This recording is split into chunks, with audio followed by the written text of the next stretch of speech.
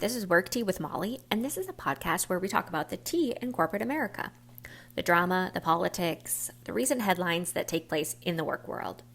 This podcast is for entertainment purposes only. All the legal stuff, this is not advice. Consult a professional in the area that you need guidance. So the tea that I want to talk about this week is about little treat culture and how that connects to capitalism and the types of jobs that many people have today. If you follow the work world in any capacity on social media, there have been a few viral posts that have to do with disliking corporate culture. And while that's not a new phenomenon, it is a phenomenon that has come to light because there are a lot more social platforms, obviously, to talk about this and voice this type of discontent.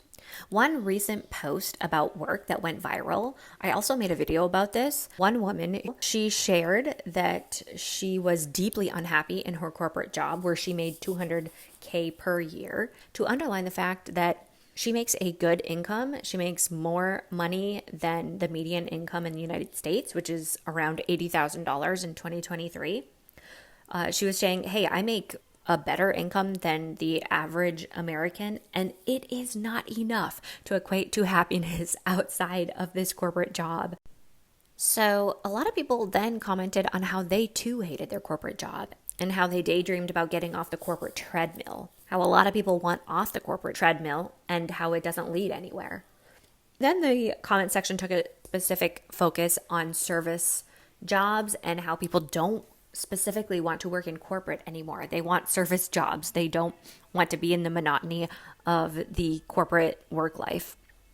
And then another subset of commenters did argue about how, hey, service jobs are not a cup of tea either in many ways. There's a lot of grit and grind to service jobs.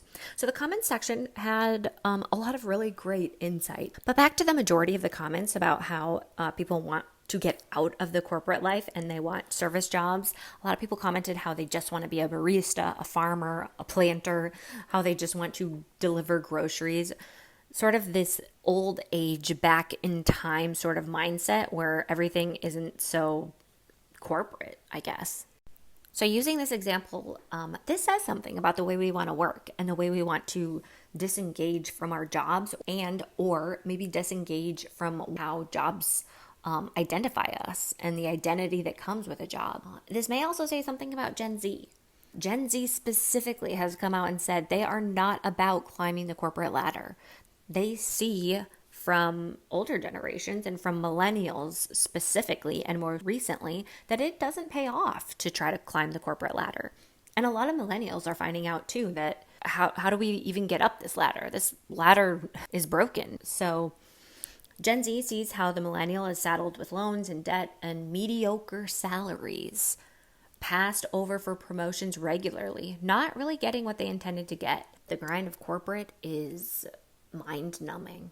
So we see this turn of events and this turn of mindset and this transition of the way we think about work with the new generation. And the younger generation, Gen Z, some of them are saying, just give me a plain old income, straightforward work, put me in the service industry. They don't want to go above and beyond. They're not going to climb the corporate ladder. And this is a conversation we have, about every decade or two. I'm specifically thinking about a movie called Office Space. Office Space was a movie that came out in 1999. It's considered a dark comedy. It's worth your while to watch if you're into these workplace conversations. The movie unpacks what a lot of these viral posts are talking about today. Office Space, the movie talks about how one worker couldn't stand corporate work and the corporate lifestyle and how none of it mattered. And it begged the question, what are we even doing? We're going clickety-clackety on these computers. Anyway, go watch the movie because it's good and it's a reminder that maybe we aren't so far away from the past that we think we are. We're actually in the exact same spot. The movie shows how corporate life, office life, the work world can just drive you a little bit mad. So how does this connect to little treat culture? Little treat culture is what workers use today in order to get through their work day or their work week. And the reason why little treat culture is so prevalent now, little treat culture, is because maybe the work life is getting worse in an era where it was expected to be much, much better. So what is little treat culture? Little treat culture is, and this is in the context of the United States, little treat culture is just getting a little reward or a little treat for yourself.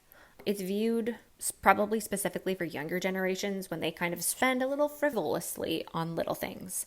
Maybe it's big things for some people. Maybe it's like a purse, but I'd argue for most it's little things like a coffee from a coffee shop, or maybe getting, an overpriced croissant from the expensive bakery you like. That's little treat culture. So my argument is little treat culture has likely increased since our work lives have not surpassed well-being measures that we think they should have in the year 2024. For example, 100 years ago, they guessed that we would be working 3 hours and 22 minutes or something like that per day. We'd be working 3 days a week and we'd have a lot more leisure time. When in reality, we've been working the same number of hours, 40 hours per week, ever since 1938, when the 40-hour work week was considered fantastic. 8 hours per day instead of the regular 16-hour shifts that workers in the 1930s and earlier were putting in.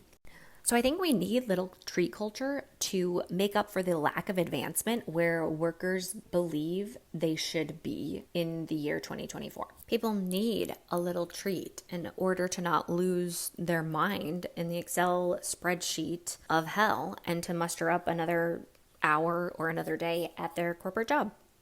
And even when you do go out to get your little treat, let's say it's a coffee, for example, people love to dog the younger generations for getting their cup of coffee out. And the iced coffee, it used to be about $5. Now it's like $7 to $8. Side note, have wages kept up with that? Have wages increased 25 to 30+% like our little treats have? Anyway, that's a different episode. But even our little treat is enabling us to be more focused on work. When you go grab that little treat of a cup of a coffee, it's in a to-go cup. We do not sit down. We do not use real cups in a lot of the coffee shops. We get it so it is on the go in a plastic cup with a top on so we can run back to work and work. Even our little treats facilitate us working more. Our whole world is designed so that we go back to work. So coming back to the viral post, a good salary is not enough to make corporate jobs make sense. And also, as people said in the comments of this viral post, a service job is not really where people want to be either. So I think what people really want is not more work-life balance. They just want less work and more life. And in between that, while we don't get that, people have to go and get their little treats. So what do you think? What's your little treat? Do you get a little treat to get through the work day or the work week? Do you think little treat culture is indicative of a larger problem in relation to work that we have in this country? What are your thoughts? I'd love to know. Thanks for hanging out with me on Work Tea with Molly.